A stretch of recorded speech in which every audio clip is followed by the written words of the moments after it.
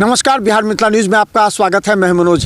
देखिए, बिहार सरकार की नई जो अब टीम बनी है उस पर यानी कि हम बता दें कि नीतीश कुमार ने दूसरी इस बार जो पदभार ग्रहण किया है तो उसमें जो एजेंडा है वो एजेंडा सिर्फ इतना है कि रोज़गार निश्चित तौर पर हो और फैक्ट्रियां लगे। सबसे पहले हम बता दें कि दरभंगा का यह इंडस्ट्रियल एरिया है।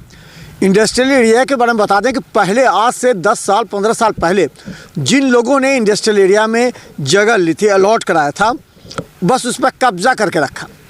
मात्र 1 दर्जन इंडस्ट्री ही यहाँ काम कर रही थी, बाकी सभी गेट बंद करके कब्जा जमा के रखे थे।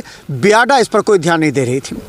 लेकिन पिछली सरकार में ही बियाडा ने इस पर साफ इंस्ट्रक्शन दे दिया था, पूरी तरह जितने इंडस्ट्रियल एरिया में जितने भी जो लोग ले करके कब्जा करके रखे हुए थे उनको बताना था कि आप क्या काम कर रहे हैं, नहीं तो आपके सीज कर